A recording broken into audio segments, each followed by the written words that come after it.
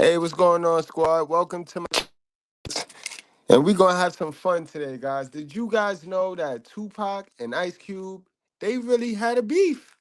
They went at it, guys. See, I didn't pay attention to this. I was on the East Coast. I'm a New Yorker. So it was so much going on. We had Nas and Biggie going at it.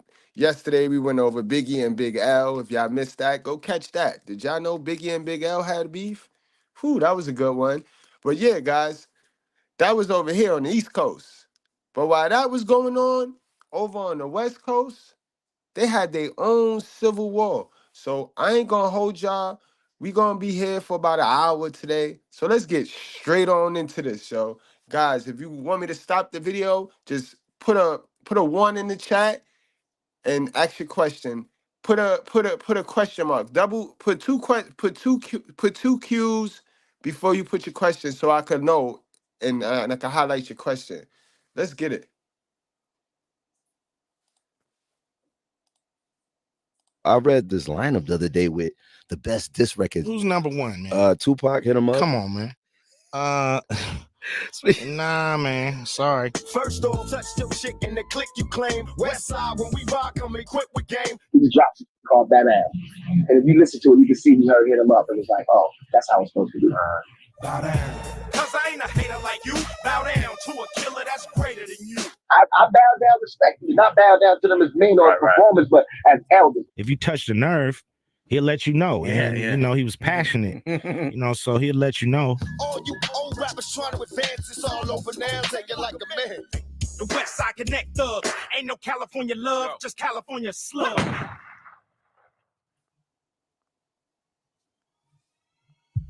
Tupac versus Ice Cube, a beef that the majority of hip-hop heads didn't know existed.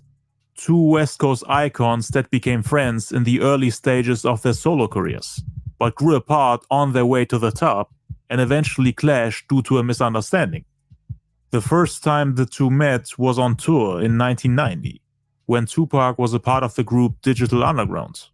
He was a huge fan of Ice Cube, who at that point in time had left his group NWA to pursue a solo career. This was shortly after he dropped his solo debut album America's Most Wanted, which was one of Tupac's favorite albums. The two clicked instantly the moment they met, and became great friends. Pac was very humble, and Cube was very respectful, treated him like a little brother. For Cube, he was just a fun little dude with a lot of energy. And that where the problem be coming, right? Cause people be thinking they could little brother you forever, ever. You know what I mean? You can't little brother a person forever. Like, you got to respect other people's growth. So there goes the seeds. That's the early seeds of jealousy that be planted when people try to big brother you or big sister you. Like, when can I be the big homie? Nobody had more fun on tour than Pac. He knocking on everybody's door. On Hennessy. You sleep? What? Nah, no sleep. No sleep. Nah, come on, man. Get dressed, Q. Come on, let's go downstairs. You know, he running around with all the energy in the world. You know, we sleep, but he got all the energy in the world. They hung out, rapped on tours, and freestyled together. Cube was able to watch him grow as an artist. He was rapping and dancing on stage with Digital Underground. Nobody knew who Tupac was. He was just getting started. Pac used to tell him, "This digital ish is cool, man, but I want to do records like y'all. Cause where I live at, ish is effed up." You know what I'm saying? I want to talk about how the ish is. He wanted to stop making those funny little dance songs with his group and focus on more important stuff. I remember him being a little frustrated, you know what I'm saying? Because he's like, Cube, I want to make the kind of records y'all make. That's what I'm on. I ain't really on this, this dancey stuff. He was just doing that just to, kind of, get started, facilitate till he can get and do his own style. So I was like, well, keep doing your thing. Shock G, he'll see, that you got talent and here. Tell him that you need to fulfill yourself as an artist and not just do the party. Yeah, the party shit. Yeah. And Yo, big Ice Cube, the big homie, yo. Ice Cube, he been a gatekeeper, guys. Like Pac actually had to go to him. Sound like Pac had to go to him, like, let me in, bro. I want to do what y'all doing. You know what I mean? Fuck the police. I'm tired of doing this bullshit. This dancing shit. I want to talk about fucking the police. Fuck the police. And then I started to see him get on more digital records, and I was like, okay, Pac is starting to, move up from just being, in the background to actually, doing some songs. So he had that in him where he wanted to release it, and to just see him grow as an artist to become, damn near like the Marvin Gaye of hip hop, like So true.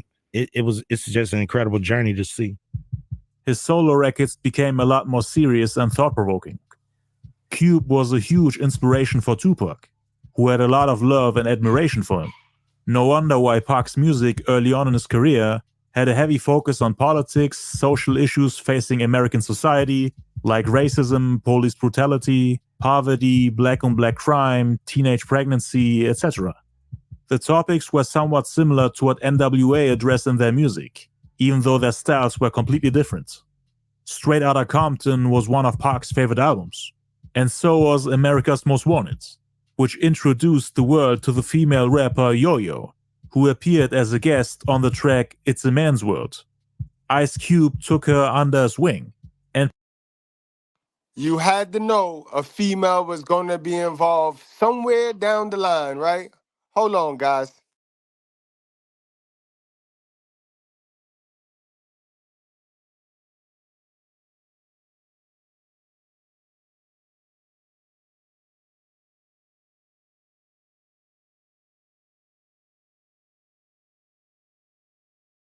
produced her upcoming album Make Way for the Motherlode, which dropped the following year. Tupac met her with Cube when he was performing with Digital Underground. Pac and Yo-Yo got very close, and even had a relationship in the early 90s. They went on tours together, sometimes with Cube, sometimes without, and Pac was also invited to a birthday party. Are you struggling to become a successful trader? Well, now you guys had to know that a matter of time, a female was going to be involved right there. And Yo-Yo, like Ice Cube, ain't you with this woman right here at the time? Mr. Ice Cube, ain't you with your wife? You know what I mean? Black love, right? So why is you worried about Tupac and Yo-Yo, sir? Why are you blocking Tupac and Yo-Yo? Tupac had all the ladies, it seemed like. So here on the East Coast, he got to worry about Will Smith blocking him with Jada. Here on the West Coast, got to worry about you blocking him with Yo-Yo. What's going on? Shortly after the movie Boys in the Hood came out, in which Cube plays the character Darren Baker, aka Doughboy. This was Ice Cube's first movie appearance. At Yo-Yo's birthday party, they took pictures together, and she even introduced Pac to her mother.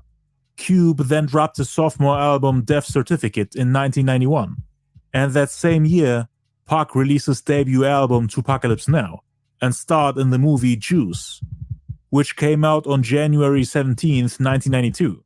So they both tried to get their rapping and acting careers going, while Cube was higher in status and more respected in both fields at that point in time. The movie director John Singleton then wanted Ice Cube in his movie Poetic Justice with the pop icon Janet Jackson. Cube pressured him to give him the script to find out what the movie was about and didn't like what he was reading. So he asked him to change it, but he refused. John Singleton then decided to replace Cube with Tupac, because they needed a rapper who was also acting. There weren't too many options back then. Cube was the most successful actor at the time, but the director was impressed by Tupac's acting skills. The movie was filmed between April 14th and July 4th of 1992 and came out on July 23rd, 1993. It became a cult classic and was a good look on Tupac's resume for his acting career. According to... And I swear, Ice Cube, you a dummy. You a dummy. You got to kick yourself for that one, bro. Kick yourself for that one, fool. You passed up a hell of a movie, bro. And what was crazy to me is you had to know Pac was a better actor than you. Like, no shade, Ice Cube. Pac went to performing arts school. He went to school for this shit, bro. But let's carry on.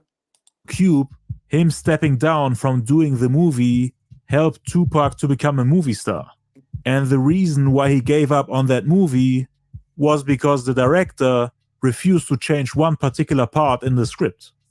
The problem was me playing Tupac. I don't think I'd kick my homeboy off the car for a girl I just met when we got to Oakland. I didn't. Nah, see, that's the problem. The problem is y'all be with this facade, this fake gangster facade. Sir, it's a movie, sir. It's a movie. We know that even your rapper, even you rapping is acting, sir. So ain't nobody gonna look at you as no sucker if you kick Joe Torre out the car. Y'all remember that scene from Poetic Justice, guys? Remember the scene where Joe Torre was in there with his girl and he was beating his girl. He beat his girl, and then Tupac got mad at him and kicked him out the car. Ice Cube turned down this whole movie for that scene because they would not change that scene. Wow. Think that was cool. It kinda made the character a sucker to me. The scene Cube appears to be referring to is the one that saw Tupac's character Lucky, which is a mail carrier and aspiring rapper, attack his friends for hitting Janet Jackson's character Justice, who kicked Pac's friend in the groin because he had hit his girl in the face. Pac then beats up his homie and kicks him out the vehicle. Cube hated that character just for that scene alone. Said that the role suits Pac more than him, which could be interpreted as a jab, since Cube called that character a sucker. Why would you say that the role of a sucker suits Tupac? Pac later called himself Sucker for Love on the song Do for Love, which was recorded in 1994 but came out posthumously. It actually landed on the album Are You Still Down, Remember Me, which dropped on November 25th, 1997. So Pac didn't really care about people like Cube making fun of him for being a quote-unquote sucker for love.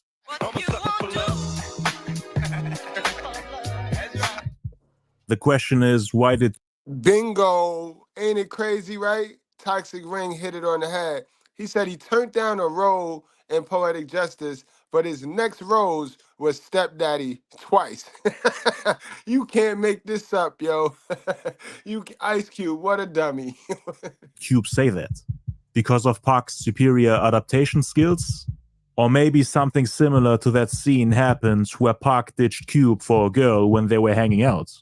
Cause why else would you get that impression from him? Maybe it was about Yo-Yo, or a different girl. Cause Pac started to become very popular with women. So it wouldn't surprise me if something like that had happened in real life. And if you look at the reasons why Cube didn't want to play that role, and also take a look at all the movies he did afterwards, you start to notice that he had no problem playing in kids, comedy, and love movies. Cube has played a lot of roles in his acting career that made him look soft or like a sucker, so to speak. But maybe he was just a little stubborn in the early days and later learned how to adapt to different roles after getting used. That's false. He can't be a sucker in his early days because how? No, because he's a stepdaddy. Hold on. You know what I mean? And there's no shade to stepdaddies. That's not what we do here. That's upstairs. But this motherfucker is a stepdaddy. The woman that we love him to be with so much, she had a baby. She had a baby, right? And she told him, no, I'm not leaving my baby father. You know what I mean? And then he waited until she left her baby father until something happened. And then he got with her, you know, like Boyce Watkins. So yeah, he did that while he was pretending to be this gangster, turning down movie roles and shit. Cut it out, man. Knock it off, bro. You can't take him serious. To acting.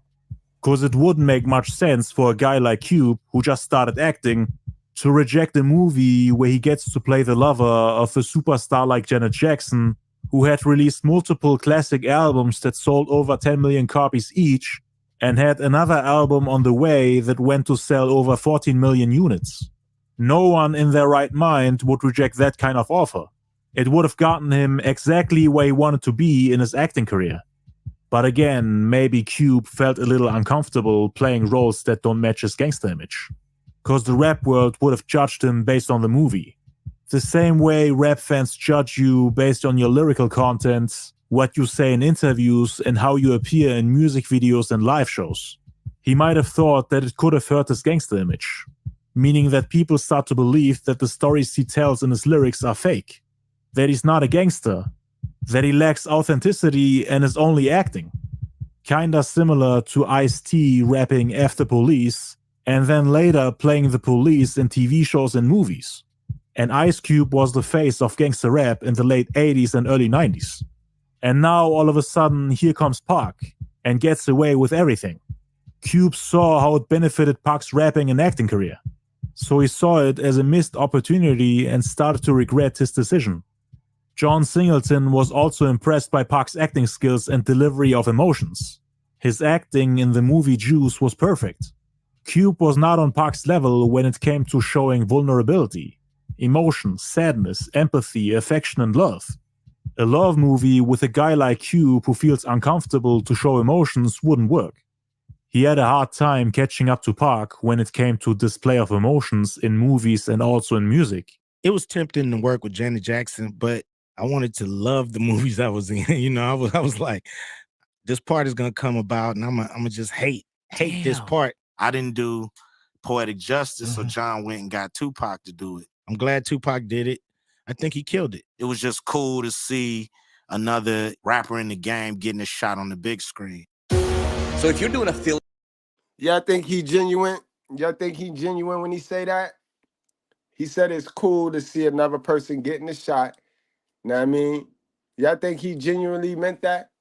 And then hindsight being 2020, you know that Pac took off after that. Pac took off. There was no holding Pac down after that one right there.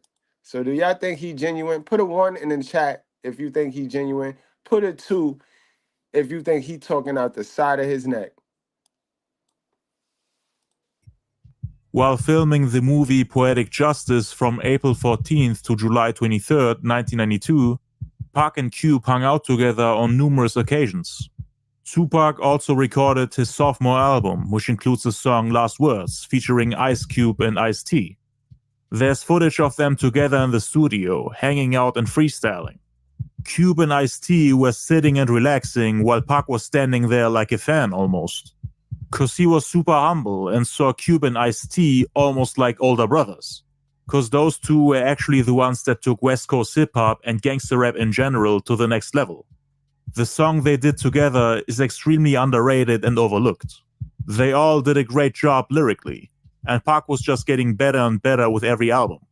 His friendship with Yo-Yo also turned into a love affair and relationship around that time. They were really close, and there were rumors that Cube had a problem with that. The two appear to... Now, Cube, why would you have a problem with that, Cube? You a married man. You a involved nigga. Oh, man. Together in the music video for Petra's song Romantic Call in 1993. Their love relationship didn't last long as Pac turned more and more into a player. He started dating all of Yo-Yo's female friends. He was very popular with women in general. Back then, he even put out a song called I Get Around, in which he's bragging about his sexual conquests. So the relationship with Yo-Yo didn't last, and they both decided to go their separate ways. From March 93 to May 94, Pac recorded the group album Thug Life. And then he started to record his next solo project, which was his breakthrough album Me Against the World. On July 14th, 1994, he recorded the song Dear Mama, which is widely regarded as one of his best songs. The original version contained a sample from Ice Cube's song It's a Man's World off his debut album America's Most Wanted, on which he was rapping back and forth with the rapper Yo-Yo. They trade bars and debate the place of women in hip-hop and in the hood. It's an even-handed debate and was definitely a groundbreaking move in the gangster rap scene, although it didn't necessarily show Cube from his compassionate, caring, and tolerant side. He was still playing his gangster role and looked down on women. Kinda like how he wanted the movie Poetic Justice to be. Ice Cube's song wasn't entirely misogynistic. He actually had Yo-Yo on there to go back and forth and to counter all his arguments.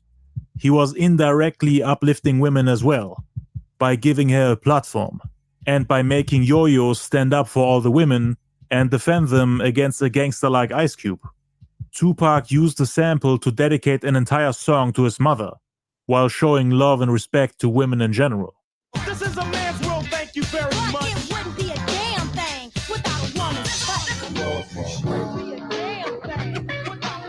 I just wrote it down and it came out. Like, like tears, you know. And right after I wrote it, I called my mom and I rapped it to her over the phone, like live. She was like crying. I was like, that's a hit. Pac used Yo-Yo, who was supposed to be the voice for the women on Ice Cube's track, as a repeated sample next to his own heartfelt and uplifting lyrics, putting as much feeling and emotion into the song as possible. Words that come straight from the heart and paint vivid pictures, thematizing his own insecurities, fears, and emotions, even though people labeled him as a cold-blooded thug and gangster, which in most cases is closely related to toxic masculinity, something that people often criticize Cube for, saying that he's incapable of expressing love and emotion as he's stuck in his cold, one-dimensional tough guy role. Cube didn't want to be like Tupac and be a sucker for women. Pac, on the other hand, tried to make it okay for tough macho men to show themselves from their sensitive side and be a little mama's boy, so to speak, while simultaneously being a real man. And Cube didn't really like that, which again was the reason why he couldn't play the role in Poetic Justice. A lot of people have accused Ice Cube of being jealous of Tupac because of that. He not only outshined him acting-wise, but he was also becoming a threat on a rapping level. Ice Cube was becoming obsolete and the new guys were taking over, which Pac believes was one of the reasons why Cube didn't allow him to use that sample.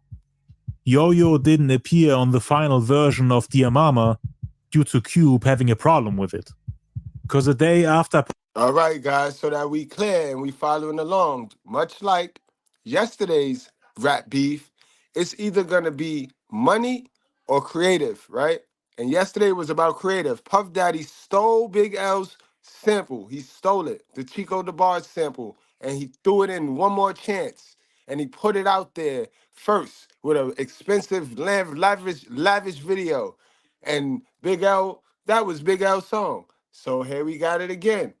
Even though Pac used a Ice Cube sample, Pac, see, this is why you don't assume, Pac, because jealous niggas, boy, don't assume. These niggas ain't your friend.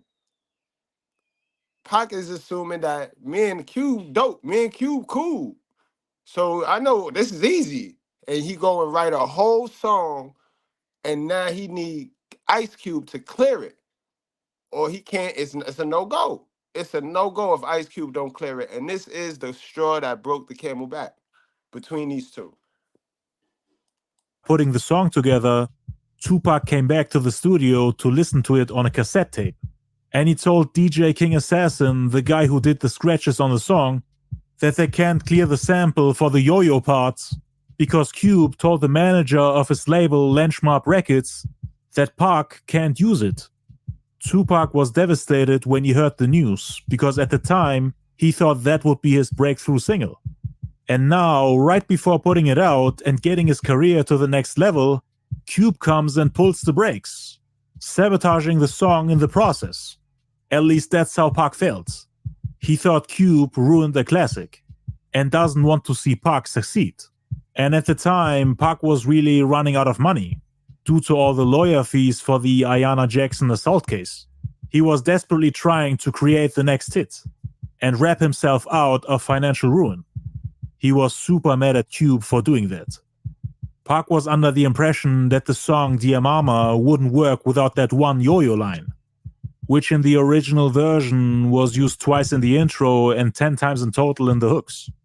So they were forced to remake the song, as the intro, outro, and the hook were basically ruined. According to DJ King Assassin, it was Cube's jealousy and ego that made him stop Pac from using that sample. Ice Cube had Yo-Yo on his label and was basically responsible for her success, so she had to stay loyal to Cube and couldn't just meet up with Tupac and work something out. And even if she could, Yo-Yo was never informed by Cube that Tupac wanted to sample her vocals. So when DJ King Assassin informed her about it, she started crying, cause her and Pac had broken up prior to that song and lost contact even though the relationship didn't end in a bad way, according to Yo-Yo herself. He wanted to include her vocals to do something sweet for her. She would have been on one of the greatest and most emotional hip-hop records of all time, on a song that's empowering women, with Yo-Yo being the quote-unquote brand new intelligent black lady, being something like a feminist almost. Yo-Yo has never stopped loving Tupac even after his death.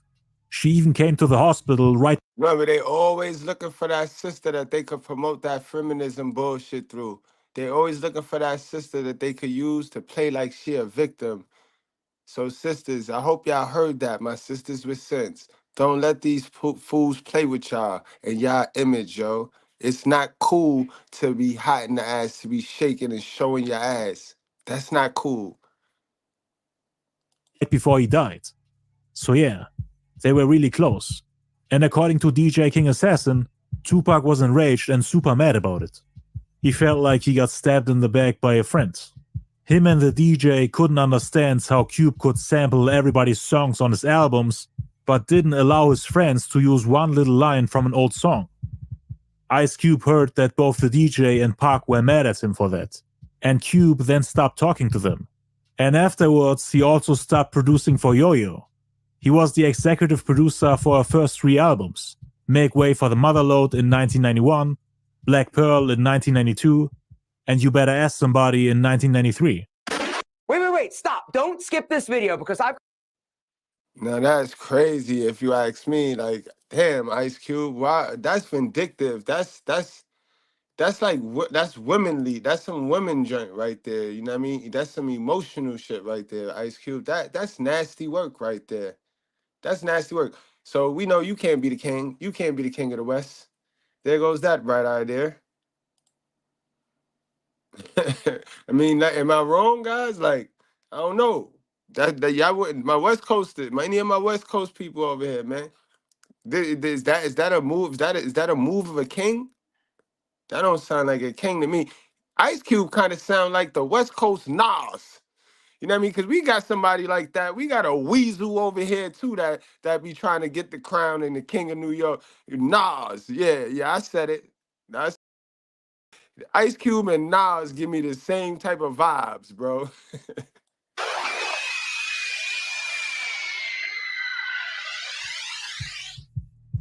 The 2 ex-NWA members Dr. Dre and Cube then came together to do a reunion album called Helter Skelter, which was supposed to come out in January 95 on Death Row Records, to which Tupac was signed to in autumn 95. But they ended up scrapping the album and Cube never collaborated with Death Row again. They had already recorded their first single called Natural Born Killers, which ended up on the Murder Was the Case soundtrack. On October 20th, Tupac was invited to come to the set for the shoot of the music video and make a cameo appearance as the sniper who kills Ice Cube in the final scene. But there are no pictures or videos of them together. Only pictures you see of Tupac are outside in the dark with the video director Gary Gray. The scenes of Dre and Cube were shot in a different session inside a building, so they weren't hanging out together. They all just recorded their scenes and left. Pac was only in one little scene, a sniper that's all alone and pretending to aim at the cameraman. They later edited the scenes to make it look like he's shooting Ice Cube. That's crazy. Now this, I didn't know this. Now guys, I didn't know this until I was doing my research for this video right here. And that's when I found out about this part right here. I didn't know Pac was the sniper in the end of that video right there. And he got a chance to redeem himself and he got a chance to redeem himself. But the 2 scenes were recorded in different sessions. Cube wasn't there anymore when they filmed Tupac's final scene. Suge Knight, the label boss of Death Row Records, had previously paid Tupac for the songs Pour Out a Little Liquor, Pain, and Loyal to the Game, which were all on the movie soundtrack to Above the Rim, the movie Pac played in after Poetic Justice. The soundtrack came out on March 22nd, 1994 under the label Death Row Records. And the music video for Dr. Dre and Cube's Natural Born Killers came out on November 27th, 1994, just 3 days before the Quad Studio shooting in New York, in which Pac got shot 5 times. I made a video on this, which you should definitely check out. So Pac gets shot, goes to prison on abuse charges on February 7th, 1995, gets bailed out by Suge Knight on October 12th that same year, and gets signed to Death Row Records. When Tupac joined that label, and when the whole East Coast-West Coast war was going on in hip-hop, Pac was paying close attention to everything that was said during the coastal beef. He saw everyone that was sending shots at the West Coast as his enemy. And every West Coast artist dissing the East Coast he saw as a potential teammate and ally. He took the East Coast-West Coast war very seriously, as he had become the face of it. The media had declared him and the Notorious B.I.G. as the protagonists of that beef. He didn't tolerate any disrespect towards the people on his coast. Everyone dissing Snoop, the Dog Pound, Dre, Death Row, his friends, or West Coast artists in general, he saw as an enemy, and was ready to diss them. Ice Cube at the time had formed his own little group and was collaborating with the West Coast MCs Mac 10 and Dub C, with whom he had dropped the single West Side Slaughterhouse in 1995, on which they were responding to a rapper from Chicago called Common Sense, who in 1994 released his sophomore album Resurrection, with the lead single I Used to Love Her, which tells the story of a girl he fell in love with, which Common used as a metaphor for hip-hop. So he's metaphorically describing the evolution of hip-hop and how the genre changed over time once the West Coast took over. Common is not fond of the way hip-hop has developed once the West Coast started influencing the genre as a whole. So Common ends the song by saying that he will try to take hip-hop back to its roots, and that he wants to make it stop to be so gangsterish, violent, and obscene. Exactly. So a lot of people, right, they don't think that Common said anything in that beef right there. Common started that. He took a shot at the West Coast. You know what I mean? And I used to think they was beefing over because he's from the west side of Chicago. And I guess he rep West Side, and you know what I mean, being that West Side connection, they wanted to be the kings of the West. I thought that's why they had beef. But when you break it down and you start to listen to it song for song and what came out first, Common started that. He took a stab at the West. He was getting fancy. He got sassy on them, and they clapped back at him. But then he ultimately clapped back. Common came back. You know what I mean? I see the bitch in you, and that was nasty work. That was nasty work. So of course, rappers on the West Coast took offense to that, including Ice Cube and Tupac.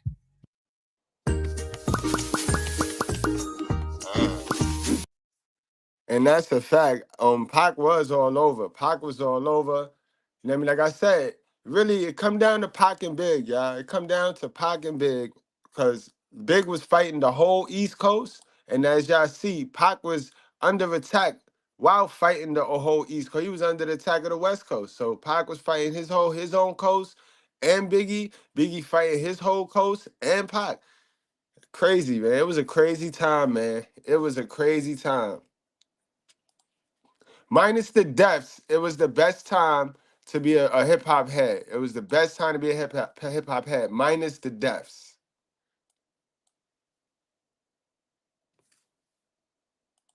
So he's metaphorically describing the evolution of hip hop and how the genre changed over time once the West Coast took over. Common is not fond of the way hip hop has developed once the West Coast started influencing the genre as a whole. So Common ends the song by saying that he will try to take hip-hop back to its roots, and that he wants to make it stop to be so gangsterish, violent, and obscene. So of course, rappers on the West Coast took offense to that, including Ice Cube and Tupac. Pac was just itching to respond, but the song I Used to Love Her was released in 1994, before Tupac started rapping the West Coast the way he did after signing to Death Row, and after being released from prison. So the timing wasn't right. If it was, he would have definitely dissed Common for that song alone, even if he didn't mean it that way, like he later clarified. Somebody had to step up and defend the West Coast. That's how people felt back then. The person in charge for the West Coast, who was both lyrically top tier and also respected in the rap game, was Cube at the time. Pac saw how Cube, Mac 10, and Dub C were dissing Common in 1995, while he was in prison, on the song West Side Slaughterhouse, which was on Mac 10's self-titled album, released on June 20th. On October 12th, Pac came out of prison, and a lot of people... Now, guys, yo, these are facts, and these are dates. These are facts and dates. So now, you could say Pac got all his influence from watching what he watched while he was locked. You know what I mean? So now, when Ice Cube say things like the East Coast, West Coast beef was already started before the Biggie and Tupac beef, Ice Cube kind of got a point. He kind of got a point because if Pac locked up watching West Coast go against Chicago, then that's East Coast versus West Coast. You know what I mean? Then we already know that we heard, you know what I mean? Allegedly, Pac, he have a friend on the East Coast. So he goes to, because he see what's going on between West Side Connection and Common, he goes to Biggie like, yo, let's do this. Let's start this war. And Biggie, like, nah, you bugging. But Pac want to go to war because he's seen how that could work. He's seen how it could work. He had time to sit back and watch.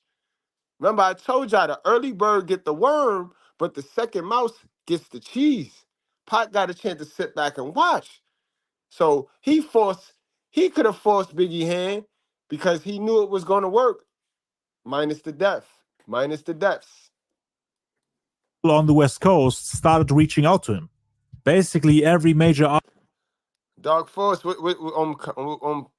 like holla at me, bro. Let me know. Correct me. Is the dates wrong? Like the content wrong, or the idea? Because it's just an idea. You know what I mean? If Pac was locked while they was going to war, the West Coast going to war with Common, you know what I mean? That's a West Coast versus East Coast battle right there, right?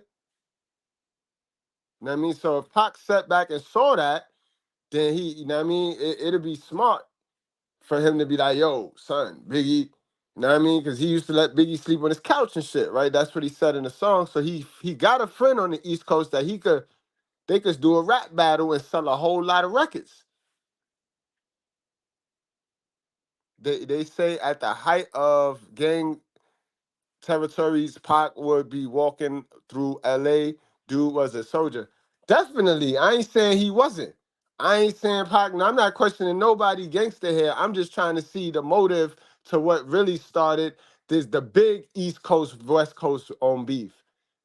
Was it really a East Coast, West Coast beef before the big East Coast, West Coast beef? artists in LA, except people like Ice Cube, Mac 10, and Dub C. Pac always looked up to him, was inspired by him. So he was like, if I was cool with Cube right now, I would be going at Common for him. But now I'm staying out of it. Cause Pac and Cube weren't close anymore. Cube didn't write him or reach out to him while he was in prison. He also started his own movement with Westside Connection, instead of becoming part of the Death Row family. He also cancelled the collab album with Dre. So they grew apart. Pac used to call him, but he never got on the phone or called back. There was tension between the two, and Pac was trying to figure out what was wrong.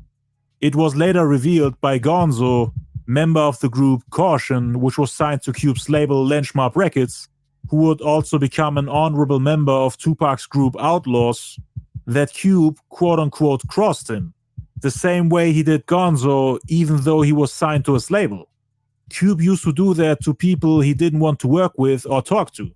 So he ignored him basically, and didn't want to have anything to do with Pac anymore. And Gonzo of course informed Tupac about that. Suge Knight thought of signing Ice Cube to the label and of more or less reviving the group NWA, but without Eazy-E, who had passed away on March 26th that year. Dre and Cube were actually dissing Eazy-E on the scrapped Cube and E squashed their beef in time, and the disses never came out. There were actually plans for an NWA reunion, with Cube and Dre coming together as the OGs of the group, and Snoop and the Dogg Pound serving as a replacement for MC Ren, Yella, and Eazy-E, cause the beef with Eazy-E's label Ruthless Records was still on. Sell to millions of people online with Shopify. 5,000 says Tupac got his pass from Suge in Cali and E40 in the Bay. I hear E40 a lot. E40 gets a lot of respect on the West Coast. Like every time I hear E40, every time you hear some realness, E40 name come up. I don't really like E40 music, but you know what I mean? It ain't about what I like. It ain't about what I like. Suge wanted to profit off of that whole movement, cause NWA is what made gangster rap so popular. The whole label Death Row was built on the success of that group. But those plans failed because Cube didn't want to sign to Death Row Records. He had his own label called Lynch Mob Records, and both Cube and Dre had big egos at the time. Nobody wanted to give up on their own label and movement to sign to their ex-NWA partner. Because Cube had originally left the group NWA to start his own label. Instead, all right, no doubt. Yo, Dark Force, put the ones in for Dark Force. This is his birthday, man. Happy birthday, happy born day, man. of signing to Eazy-E's label Ruthless Records. And giving up on Lynch Mob Records to sign under Dre's label wasn't a good look for him. Even though Death Row was way bigger and way more successful, everybody wanted to be the number one. Not just number one on their label, but also number one on their coast and in hip-hop in general. Cube coming over to Death Row wouldn't benefit him, as he wouldn't be a priority within the label, cause all the other artists were bigger than him. And your music would suffer based on your hierarchy within the label. The most popular artist on the label gets the best beats. Everyone else has to wait for their turn and be happy with what they get. Cube chose to be the number one artist on Lynch Mob Records, a less successful label, over being the number 4 on the more successful Death Row Records, meaning behind Dre, Snoop, and Pac. When Tupac came over to Death Row, all eyes were on him, which funny enough became the title of his upcoming album. He became so popular that even Dre, the OG, got outshined. He wasn't the number one artist on the label anymore, and Suge didn't want them to work on Dre's new album until they're done using Pac's hype at the time to their advantage, which made Dre almost feel like an intern over there. That, along with a bunch of other reasons I will touch on in a future video, made him leave his own label, cause he was the co-owner of Death Row Records. The same thing but worse would have happened to Cube. Pac was just taking over. Ice Cube saw that and was, I don't want to say intimidated and jealous, but it did kinda shock him. To see a guy who was once a fan of him and had been inspired by him for all these years, to outgrow him and to quote-unquote master his style, as Pac would later describe it. Even if they came out dissing me, I could destroy them. I've mastered their styles. They could keep writing new shit, but I've mastered their styles, like the 5 Deadly Venoms. Right. They had the 5 Deadly Venoms, right? And the teacher made one more nigga that knew all their styles. So all he had to do was get next to a nigga like that, and he could destroy it. A fan of him had become his biggest competition on the West Coast. Cause think about it, Dre was the biggest rapper on the West Coast at the time. But the game never ranked him above Cube, as he was the one writing lyrics for him. And he also destroyed him in their little lyrical exchange of words, which essentially led to NWA's dissolution in 1991. So Dre got humbled by Cube, and Snoop was seen as his little sidekick, who was lucky to get someone like him to produce his debut album. But he was still super popular. Eazy-E had passed away, so who else was really the representative for the West Coast at the time? Cube felt like it was him. He was selling a lot of units, was lyrical, and was also doing movies. And now, all of a sudden, Pac is trying to take away his spot by not only surpassing Dre and making everyone else on the label sit on the reserve bench, so to speak, but also by coming for the number one spot worldwide. Because once his double album, All Eyes on Me, came out, he was outselling and outshining everybody. So Cube definitely felt some type. Now, one thing I want to say about that album right there, that was one of the first digital master albums, guys. Like when I say Zone, salute to Zone. I know Zone, you know what I'm talking about. And if anybody is an engineer that mess with the music, that album that they just showed y'all, that All Eyes on Me album, guys, this shit right here, bro, go, if you got this album, yo, if you still got the hard copy, the hardware, you probably ain't got shit to play it on though, but damn. But that song Scandalous on this, the digitally mastered, that song Scandalous in some Dre headphones, some Dre beats, some beats by Dre headphones. Oh my God, bro. It's like that shit was AI before AI. That's AI sound. If AI came in audio, that would be that, guys. Like, man, the way and all of the CDs started to be digitally mastered the way this CD was, but this was the first one. Man, yo. Man, I'm talking. I used to listen to this walking down 117 from Madison to McDonald's on 3rd. Man, yo, man. Outshining everybody. So Cube definitely felt some type of way about it. And people to this day still criticize him for refusing to give Tupac his flowers. To him, Pac was always just a little boy, who only got so far because of OGs like him. He knows that Pac was inspired by him. Cube is a very competitive MC. He would never admit that Tupac was better or on the same level as him, cause Pac doesn't even appear in his top 20. It would have been impossible to do an NWA reunion with Tupac and Cube in the same group. They tried bringing back the old NWA crew after Tupac had passed. They wanted Snoop to replace Eazy-E and brought back MC Ren. Only songs they were able to put out were Hello and Chin Check, recorded between 1998 and 1999. All the other songs they recorded never saw the light of day. So they once again were forced to cancel their plans of reviving NWA. The members of the group had little chemistry and were too competitive for it to work. Everyone wanted to do their own thing and be the number one in their own lane. Dre had his label Aftermath and had signed Eminem. Snoop became a No Limit soldier and wanted his own label. MC Ren was past his prime and Cube wanted to do movies. So everyone just went their separate ways and they were overall just too big to do another NWA album. Everyone wanted to shine on their own without getting too close with each other. That had been the case since the NWA breakup. Their friendship suffered because of their competitiveness and their egos. And that was also the problem between Cube and Pac. If y'all don't got arcade, y'all better. And that's crazy, bro. Egos, man. Egos and pride. Egos and pride, bro. That's why we can't build nothing. Man. Everything in one. Before he turned the music down, go, can you write to this? Right. Security, can I write to this? Is you crazy? I had to stop and go, Dre, you do not know how long I waited to get in this booth. And I have Dre out there going, you ready? You know what I mean? Yeah. I waited all my life for that, so straight out of Compton. Pac was a huge NWA fan. He had always looked up to them. That's why he was excited to work with Dre. But once he got to know him, outgrew him, and once Dre left the label, it was kinda like when Cube left NWA. He was seen as a traitor.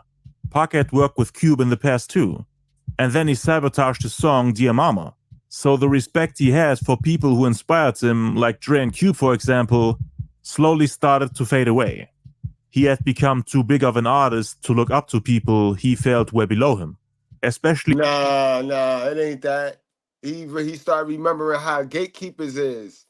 Like, he remember how the gatekeepers are. Like, these niggas is foul, bro. These niggas want to hog up everything. And honestly, look at the only ones left. Rest in peace, Pac. Rest in peace, all of them. Look who the only two demons still alive and still giving power. We just seen the other one he talking about unveil his Hollywood star. You know what I mean? This demon, he could make a basketball league and shit. You know what I mean? He can make a basketball league where we got poor fuckers in our community and shit. But that's a whole nother topic. When they did him dirty. Cause that's how Pac felt about Cube. He had a song on the album All Eyes on Me called Two of America's Most Wanted, which originally was supposed to be a Snoop Dogg song, the lead single to his upcoming album The Dogfather. But again, all eyes were on Pac. So he absorbed everything Death Row had to offer at that time and used it to get himself on top. The song was supposed to be Snoop Dogg solo and called America's Most Wanted, the same as Ice Cube's classic debut album from 1990. The project was named after the debut single of that album. In Cube's song America's Most Wanted, he's rapping about a criminal life that catches up with a wanted man. Pac and Snoop did the same thing on their song. They rapped about a criminal life, them getting acquitted of murder and assault charges, and fighting in court for their freedom. Cube felt like Pac and Snoop were copying him, but they were at the same time way more successful. So this was the second time now that Cube felt like Pac was biting him. First with the song Dear Mama, and now with two of America's Most Wanted. Pac didn't see it as biting. One song was a dedication to his mother, and the other was a collab with Snoop. Pac thought that it was the other way around, that Cube was actually stealing ideas from him. Accused him of stealing his whole swagger.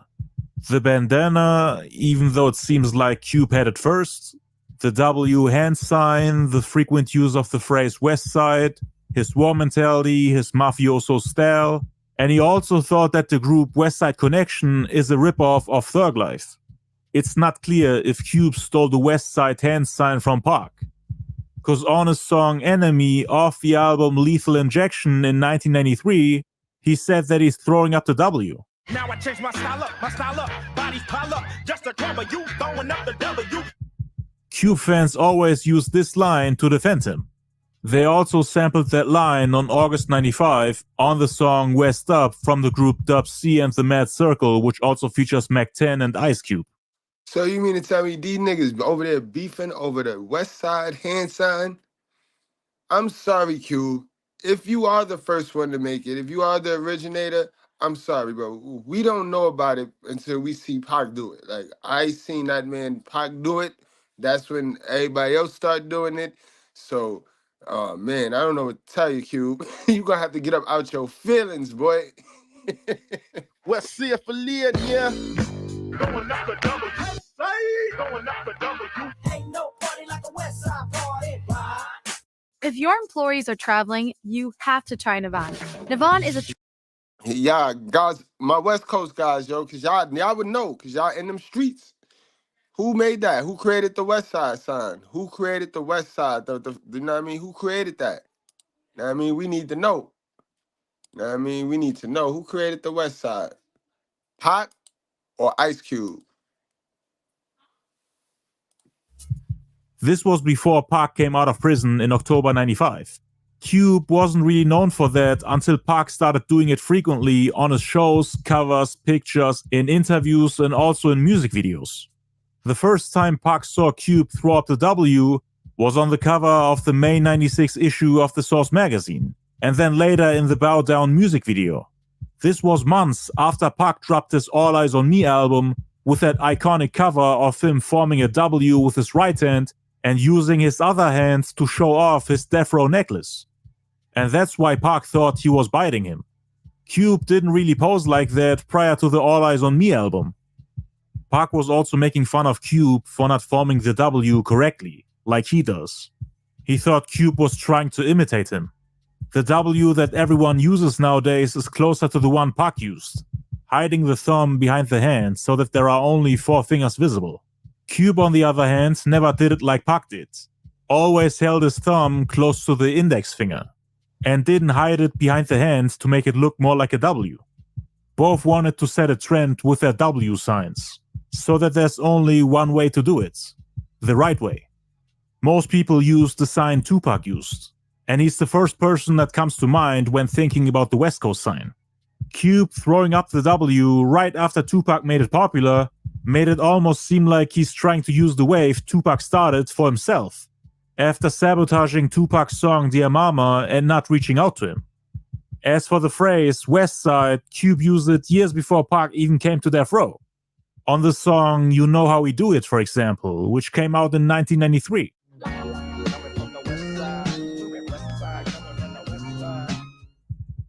People also accused Cube of biting Pac's war mentality. But the West Side Connection was already doing pro-West / anti-everybody type of songs before Tupac came out of prison. Like for example on the songs For Life and West Side Slaughterhouse on Mac 10's album, which came out in June 1995, or on the song West Up, which was on the... Yo, let me know. These facts great? Because, you know, this is the West Coast. That's why I said I'm going to just play the video. I'm entertained. I didn't know all this. Yo, this should get confusing, too. This should get confusing. It sound like Pac stole. It sound like Ice Cube's borrowed. It sound like a lot of swapping, though. It was just swapping, like, because it's probably because that's y'all coast. That's the style on that coast. So, you know what I mean? That's what everybody doing. I don't know, y'all. But let me know what's going on, guys. Like, Dub C and the Mad Circle album, released in August 1995. This whole "you better respect the West or else" type of rapping. The West Side Connection was already doing that, treating the West Coast like a gang almost, while making bold statements like hip-hop started in the West or that they rule hip-hop. Mac 10, you know y'all rule hip-hop, Ben. Just got La Rock, you know y'all rule hip-hop, ayy. Yes, D-Nice, you know y'all rule hip-hop, ayy. Mac 10, you know y'all rule hip-hop, Ben. Wait a minute, that ain't how the West Coast rock. Look at hip-hop started in the West. Ice Cube bailing through the East without a vest. You know, in the East, we can be brothers, but when you come to L.A., watch them loud-ass colors, what's up? The East-West conflict existed since around 1991. So it wasn't something that Tupac and his label started. But they certainly were the most direct and aggressive ones. They had the biggest impact and were the most important figures of the conflict. Cube's jabs at the East Coast on West Side Slaughterhouse in 1995 didn't really leave a mark compared to Tupac's Hit 'Em Up. Tupac didn't even acknowledge Cube's diss record as fuel for the East-West war. He didn't think of them as generals of the war, so to speak. He thought of them as trend followers, not as leaders. People that try to use his way for success. Cause before Hit 'Em Up, none of the anti-East Coast diss records were bringing people on the West together. Cause radio hosts and rappers on the East would always make fun of the West. Intercoastal conflicts were always treated as disagreements and beefs between individuals.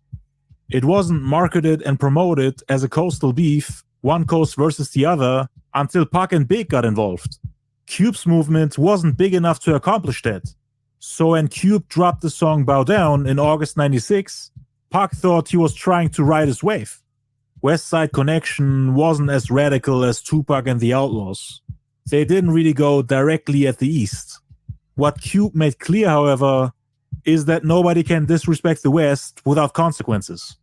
Like against Common Sense in A Tribe Called Quest, for example.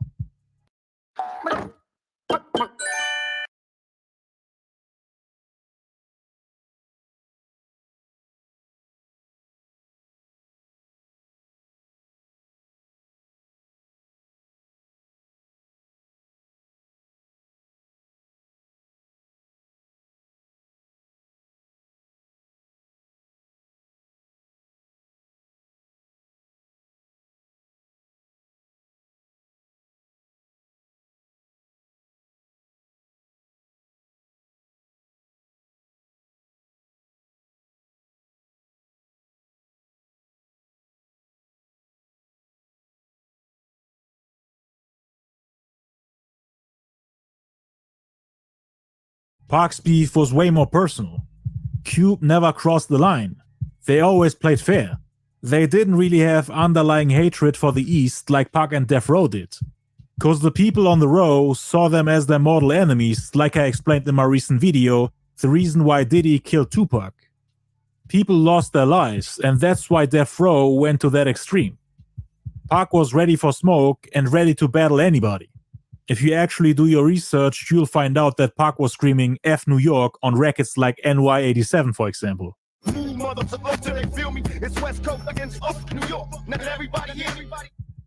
Cube and the West Side Connection were only defending their coast. It was all friendly competition to them. But Pac, seeing them make the slightest move against the East Coast, made him think that they're trying to ride his wave. Between 1994 and 1995, Cube believed that his style was starting to become outdated. He began making adjustments in an attempt to regain his mainstream relevance in some shape or form.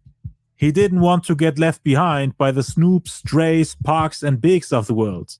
And a lot of people have accused him of stealing ideas from other MCs in hope that he can use them to catch up to everyone else. That's how the beef with the West Coast rap group Cypress Hill started.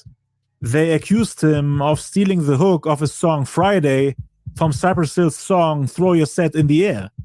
He was facing biting accusations from all directions, not just from Tupac. Ice Cube was starting to get overshadowed and outsold by artists from all around the US. So Pac thought he was trying to profit off of the East Coast-West Coast beef by becoming part of it, so that the magazines and the media put their names next to the protagonists of the conflict, meaning next to Tupac and Biggie.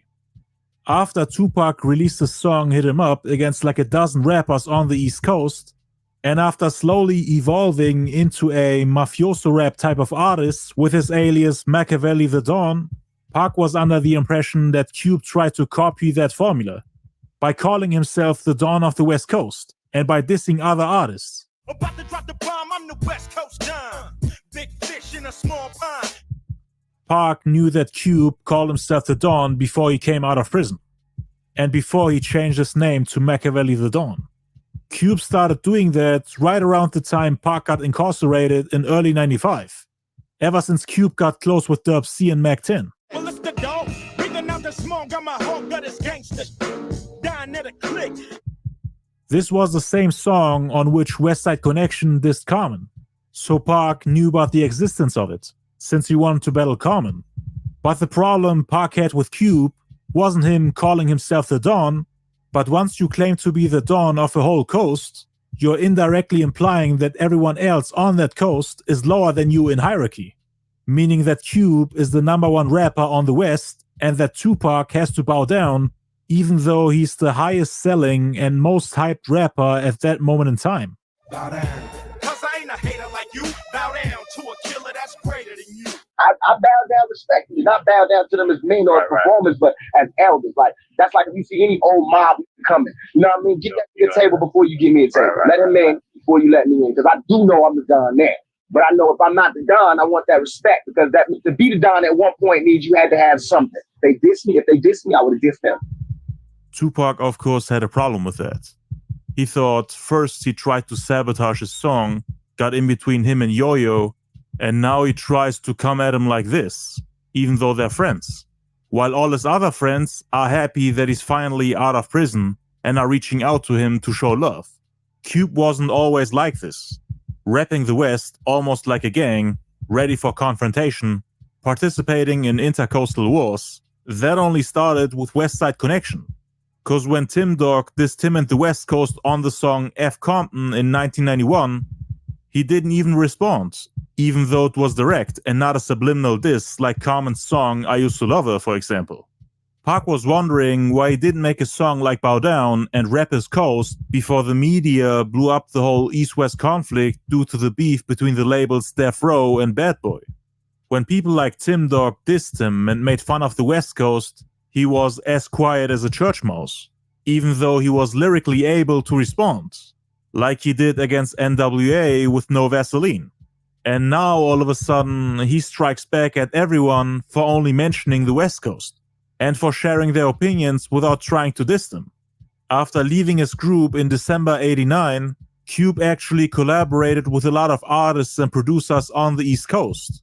His debut album, America's Most Wanted, was produced by the Bomb Squad, which is a New York production team known for their work with the rap group Public Enemy.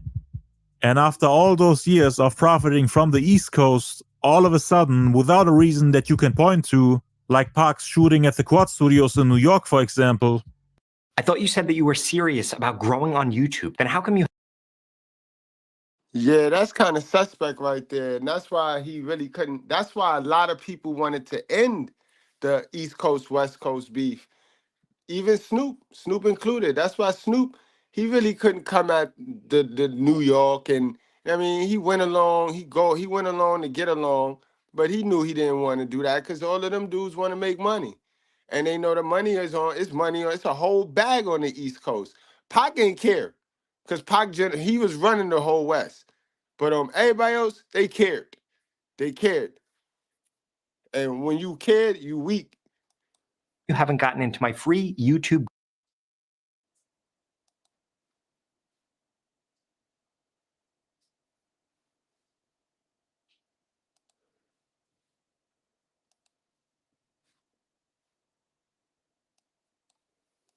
Cube starts dissing the same coast that helped him to get back on his feet after leaving NWA. At least that's how Pac saw it. Cube wasn't directly dissing the East, he was just defending the West Coast. They were directly dissing A Tribe Called Quest on the song Cross Him Out and Put a K, which came out after Tupac died. And the song Bow Down was more of a anti-everyone type of song. Unlike Hit 'Em Up, which was mainly anti-East Coast. Bow Down was more of a catchy West Coast anthem, and not really a diss song. It was just weird for Pac to see Cube on the cover of the Source magazine putting up the W, and then to hear Bow Down, a pro-West, anti-everyone type of song, with his homies supporting him just like the Outlaws supported Pac, that same summer Hit 'Em Up came out. Cube was battling Cypress Hill, Common, A Tribe Called Quest, everyone who tried to diss the West Coast. So just like Pac, Cube was in war mode. It felt like he was planning to battle everybody. And that's what got Pac confused, since he was the one that was portrayed as the guy who stepped up to battle everyone, take on a whole coast on his own. You could get the impression that one is trying to mimic the other. Not only that, but Pac was also... Yeah, that's word to everything. Forget Jermaine on this one. I blame Diddy. I blame Diddy. We gonna blame Diddy for everything. convinced that the song Bow Down was a rehash or at least inspired by his song Hit 'Em Up. But Mac 10 from West Side Connection denied it, saying that they were quote-unquote too into what they were doing and didn't even care about what Hit 'Em Up or any other record sounded like. Bow Down came out in August 96, Hit 'Em Up on June 4th. So on the surface it looks like West Side Connection copied them. But Bow Down was recorded in 1995. You could make the argument that it was still possible for them to copy Hit 'Em Up, since the original version was recorded on October 31st, 1995. Assuming that Cube heard the original version and then recorded Bow Down. But they had no contact and weren't in the studio together. And they were defending the West Coast before Pac came out of prison. So Cube did not bite Hit 'Em Up like Pac claims. All you suckers wanna diss the Pacific, but you busted never get specific. But if you living on the west side of your town, make them other fools bow down. Pac thought Cube was trying to take some of his shine during the whole East-West beef, as he was viewed as the face of the West Coast at the time. And now, all of a sudden, we have Cube calling himself the West Coast Don, who's quote-unquote running everything west to Mississippi. Tupac had just recorded his Machiavelli the Don Illuminati album. The Don was written on the album cover, so he thought people might start accusing him of biting Cube and the whole Don thing, cause Cube had used it before him, but not as frequently. Just like the whole thing about the West Side sign, and also the bandana, Tupac wanted the Don title for himself, just like the word thug, outlaw, MOB, and all the other words that people connect with Tupac. He wanted everybody to think about him when using the word Don, or when using the word thug life. He actually started beefing with people for using his terms. Like for example when Nas used the word thug. Pac called him out on that on the original version of the song When Thugs Cry. It turns out there is 1 cent that a woman... I mean, guys, yo, how petty we gonna be? We done fought over a hand sign. They done fought over who made the West Side hand sign. They done fought over women. It gets no pettier than this. We done fought over Don, the word Don. Who gets to use the word Don? It just be pettiness. Like, guys, man. We could learn from them. We could learn from them, or we could follow them and get the same results as them.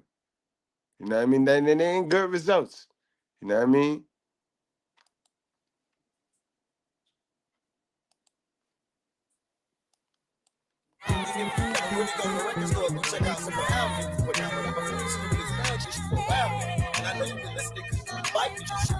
Not only that, but he also called him out for rapping about getting shot. And he's rapping about my motherfucking life. I'm talking face ass motherfucker. Fuck you talking about he got shot, left the hospital the same day. When? What month, motherfucker? What motherfucker month? I'm talking about catting and shooting. The reason why I'm mentioning this is because Tupac was a little sensitive when it came to people rapping about topics that he himself addressed in his lyrics. Biting was frowned upon back in the day. Just using the same words was enough reason for Tupac to go at you. Especially when that word or phrase describes Tupac or his life. Like thug, Don, West Side, MOB, outlaws, thug life. shot 5 times, left the hospital the same day. Pac was paying close attention to that. He was also mad at Bone Thugs and Harmony, for example, because they had the word thug in their name. But they actually showed love to Pac, and that's why they were cool. They made a song together called Thug Love. But Cube wasn't showing Pac love, and that's why he got mad for calling himself the West Coast Don. Even if you had used the word before him, you had to show love. Pac had a huge ego. That's why he thought Bow Down was aimed at him. Cube did indeed want Pac to humble himself. Not only that, but there's also a scene in the beginning of the music video where you can see a guy who looks just like Tupac in the early days before he started wearing the bandana, meaning before 1993, because Cube felt like Pac was inferior to him. That was clever, Cube. That was clever. We about to make that video go viral. I know y'all finna go back and watch that video. That looked just like old Pac. Old Pac. You know what I mean? Before Me Against the World Pac. And got a style and the look with the bandana from him, because Cube started wearing bandanas in autumn 92, around the time he released his album The Predator. You can see him wear it on the album cover and also in the music videos for the songs Wicked, It Was a Good Day, and Check Yourself. And the earliest pictures of Tupac wearing a bandana were made in May 93. And the first music video where he wore it was on Papa's Song, which came out in 19... So now, this what y'all do over there on the West Coast? This what y'all be doing over there, yo? Know what I mean? No disrespect, no shade, yo. I'm trying to learn, you know what I mean? Because I'm going to have some trips over there. I'm going to take some trips over there. I just need to know, yo. I just need to know what's the do's and the don'ts. Because this some petty shit right here. Yeah. Wow, V. Wow. 1994. But Tupac made that look with a bandana iconic. When seeing a bandana, the first person that comes to mind is Tupac.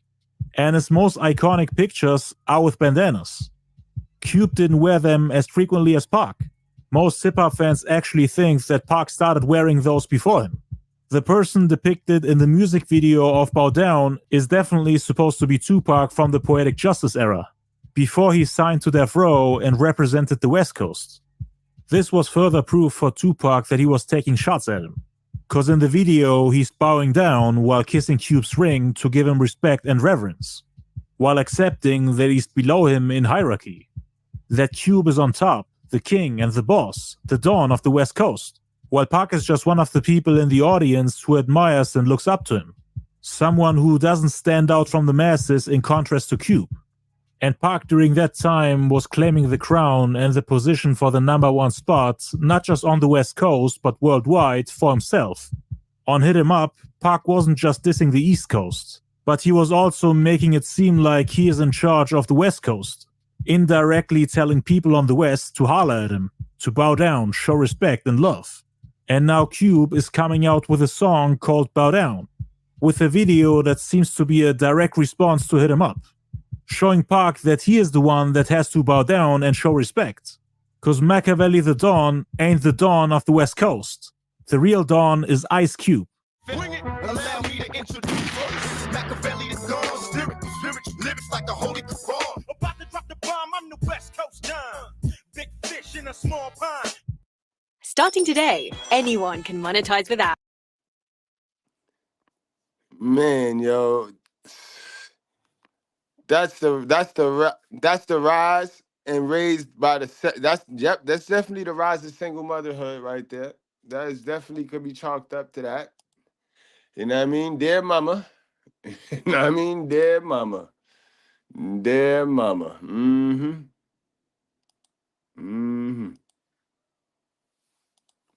It was really bad timing, cause the whole time Pac was waiting for Cube to reach out to him.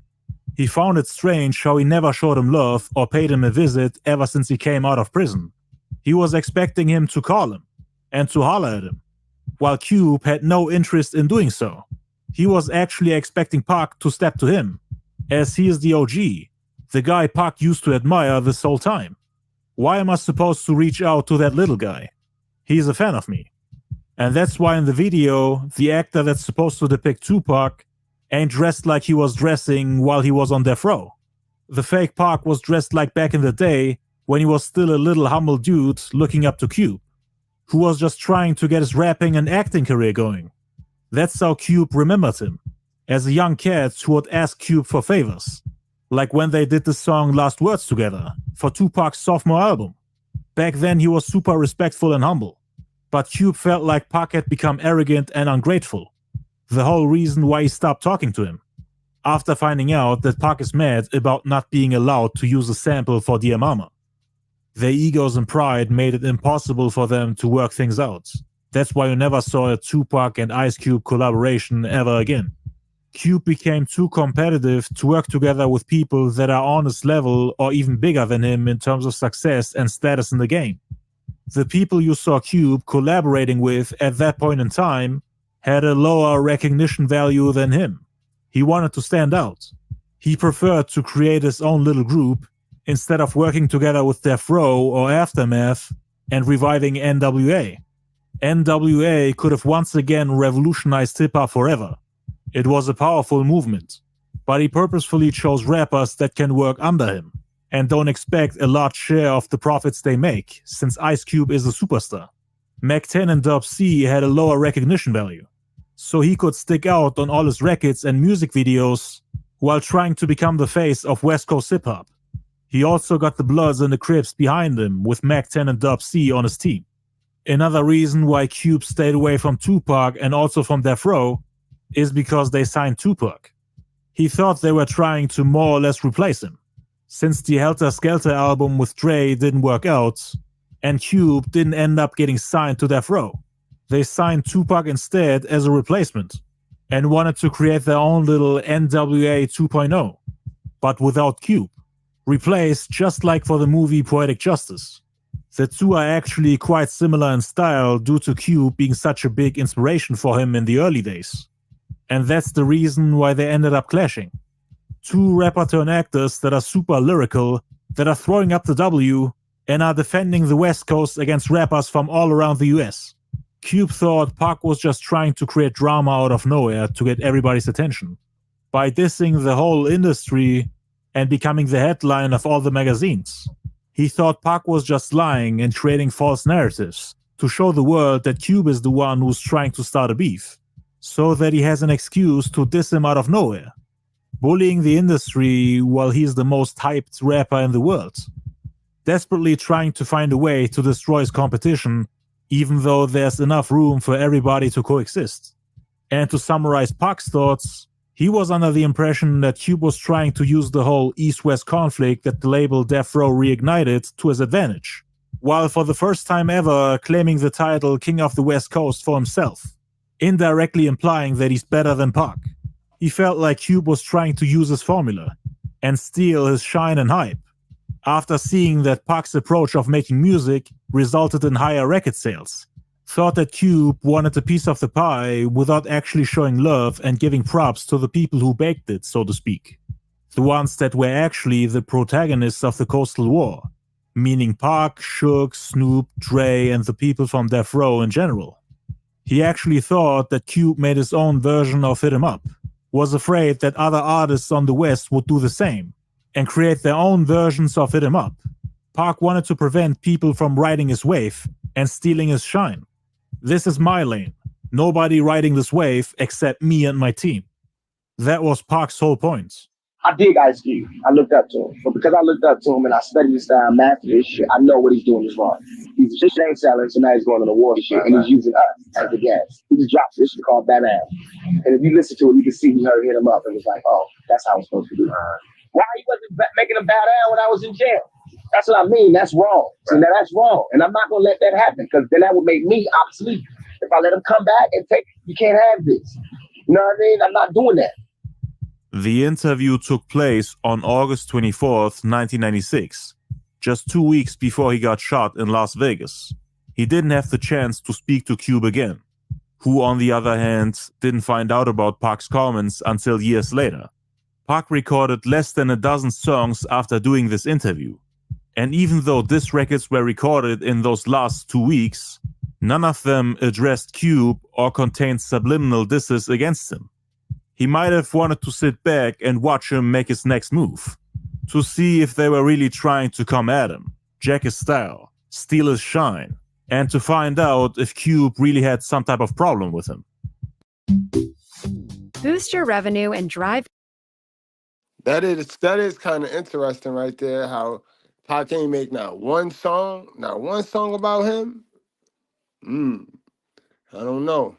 And you know, Pac left the catalog too. Not one song. After meeting Nas at the 96 MTV Music Awards on September 4th, Pac told Suge that he wanted to take out some of the disses aimed at Nas and replace them with lines against somebody else who deserved them. Unfortunately, Pac never had a chance to edit the album, as he got shot in Vegas just 3 days later. I broke this down in one of my videos, make sure to check it out. It was rumored that he wanted to unleash multiple diss tracks aimed at Cube. He was going to shift all his attention away from Biggie and put it towards Cube, until enough damage is done to move on to a different artist. He wanted to crush Cube's plans and his whole West Side connection, to make sure that everybody on the West and on the East knows who's in charge. He had already damaged Biggie, the #1 rapper on the East, and that's why he wasn't the main focus on the Machiavelli album. Now it was time for Cube, the quote-unquote West Coast Don. He was waiting for his next move. The West Side Connection album Bow Down was just about to drop. Actually came out on October 22nd, a month after Tupac's death. He wanted to see what they had to say and counter it with not only better music, but also with harder disses. Unfortunately, the shooting in Vegas ruined those plans, and we never got to see how their beef would have turned out. Before he passed, Pac went and told his crew, the Outlaws, about his issues with Cube, and explained them that they were coming for him on the song Bow Down. So the Outlaws were prepared to continue their war against Cube and the West Side Connection, held a grudge against him even after Pac passed. On November 20th, just 2 months after Tupac's death, Cube came to Washington, D.C. and did an interview on BET Teen Summit, in which he criticized Tupac when asked about the East Coast-West Coast war. He said that no matter how rich or broke you are, you can't just do anything you want to do, cause sometimes it catches up to you. Cube thought that Pac went too far with his diss song Hit 'Em Up, that he shouldn't have talked about Biggie's wife. He should have focused on Biggie instead. He also said that his death should be a lesson for all of us. Ice Cube and Mac 10 sent a strong message to the music industry and hip-hop fans and said that it was time for a ceasefire in the East Coast-West Coast hip-hop wars, even though they were participating in it on their album. Cube used Tupac as a cautionary tale of what could happen if beef was taken too far. He did this in numerous interviews. Cube was then accused of being a hypocrite and of stealing Tupac's ad-lib on the song Bomb First from the Don Illuminati 7-Day Theory album, which was released on November 5th that year.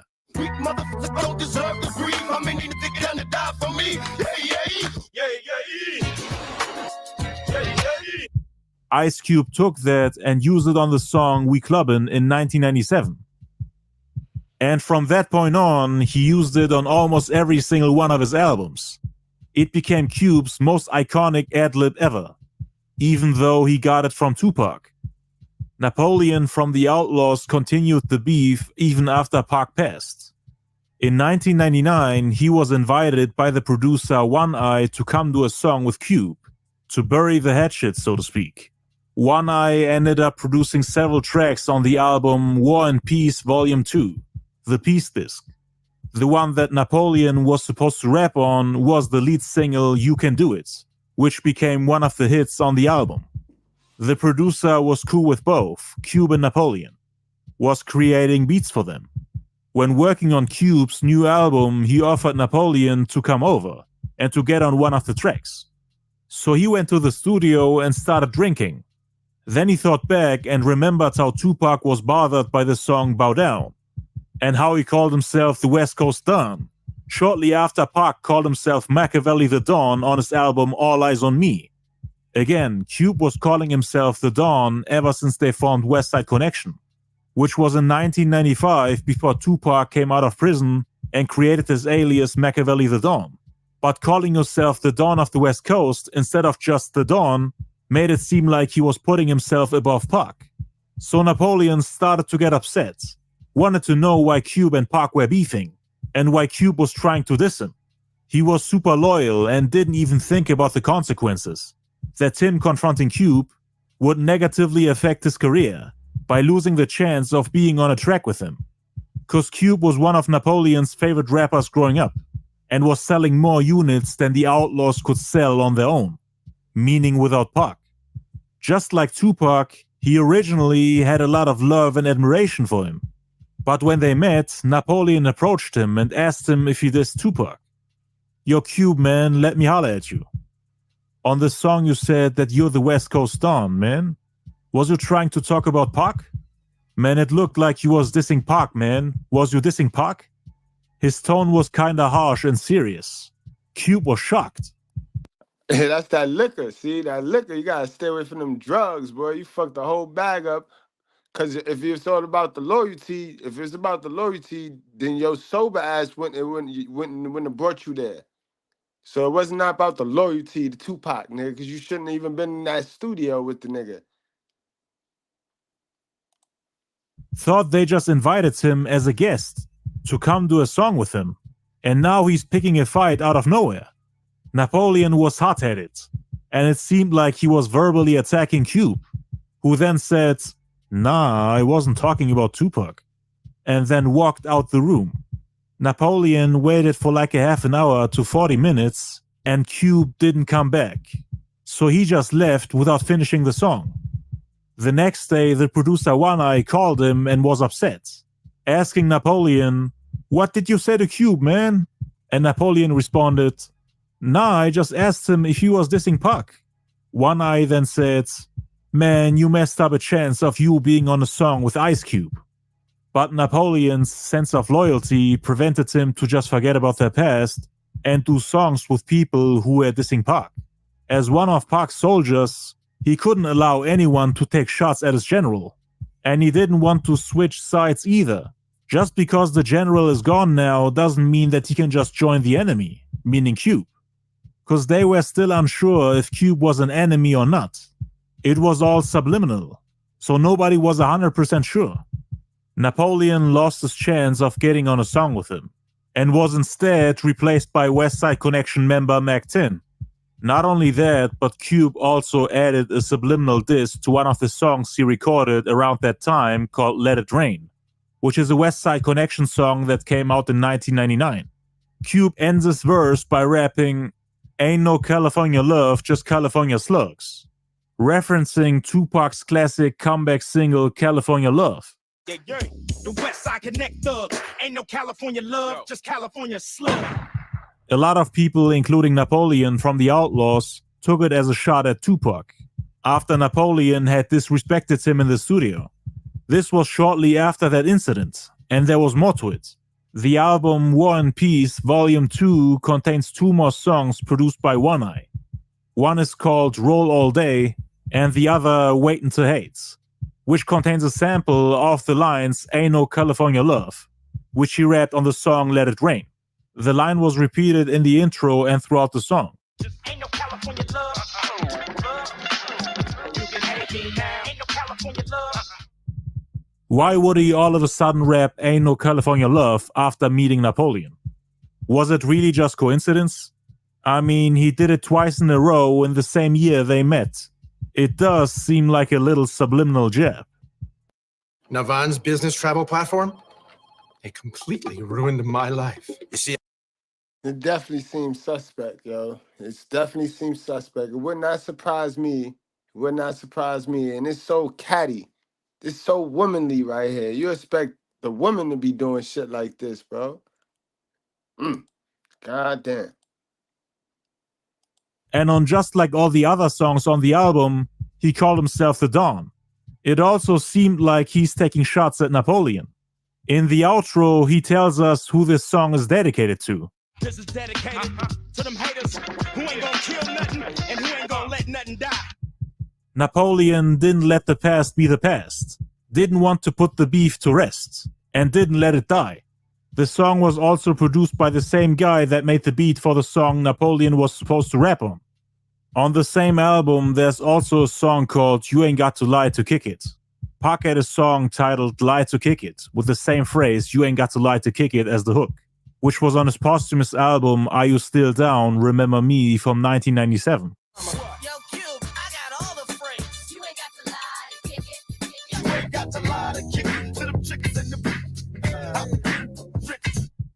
The song itself was originally recorded in 1993, back when Cube and Pac were still close. On Cube's version, he once again calls himself the Don, and even mentions Tupac by name. Why you push? I'm hard hitting like Tupac. I keep spitting till my heart stops. People often criticize Cube for not showing love to Tupac in his interviews, and for more or less treating him like a little boy who didn't stand out as a rapper. Pac never appeared in any of Cube's top lists. When you see him name his favorite rappers, like his recent top 15 for example, Pac ain't even on the list. He named artists like Melly Mel, KRS-One, Chuck D, Ice-T, Snoop Dogg, Biggie, Jay-Z, Nas, Raskas, Eminem, Lil Wayne, Black Thought, Slick Rick, Rakim, and he puts himself on that list as well. Pac never appears in any of his lists, even though the two had history, a rivalry, and a friendship together. He loves to give props to his OGs, the people who inspired him, which is completely understandable. MCs like Melly Mel, Chuck D, KRS-One, Rakim, Slick Rick, and Ice-T are the ones who, according to Cube, inspired him and helped him to create his own style. But then he also named people who came out after him. So the argument that Cube only named rappers that came before him and purposefully left out MCs from the newer generation is invalid. He even added Raskas, Eminem, and Wayne, and also Snoop Dogg, which is an interesting pick. What he also did is voice his opinion on lists where Tupac is ranked above him, in terms of best diss tracks, for example. He thinks that his diss track No Vaseline is superior to Pac's Hit 'Em Up, as he didn't need the help and support from his homies to destroy his opponent, which was the group NWA at the time, which consisted of Eazy-E, Dr. Dre, MC Ren, and DJ Yella. How's Tupac number one when he needed help on that record? No Vaseline, one MC, took out four and the manager. Group was over. So Cube disagrees with people saying that Hit 'Em Up was the harder diss record, and he wants his props for single-handedly ending the group NWA. I can see why Cube would feel that way. He deserves credit for what he has accomplished with that record, especially when we take into account that Hit 'Em Up was inspired by No Vaseline. Cause Pac and the Outlaws learned from the OGs. KRS-One's The Bridge Is Over, MC Light's 10% Diss, Cube's No Vaseline, Kool Mo D and LL Cool J's Back and Forth. He learned from all the legends. He actually showed love to them on the song Old School, which is on the Me Against the World album released in 1995. I don't take Cube's comments as hating, even though a lot of Pac fans are upset with some of the remarks he made over the years. Pac never seems to get any praise from Cube.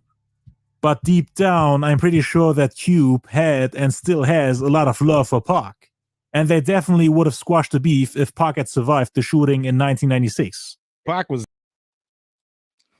Man, listen. Some people ego is just big. Some people have a real big ego, and that's gonna be the death of people. It's sad that this is all over words and ego and pride, and it's not good to walk in pride.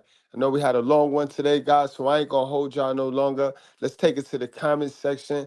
Let's leave your opinion. Let me know what you think about it, yo. Let me know what you think. All right, guys.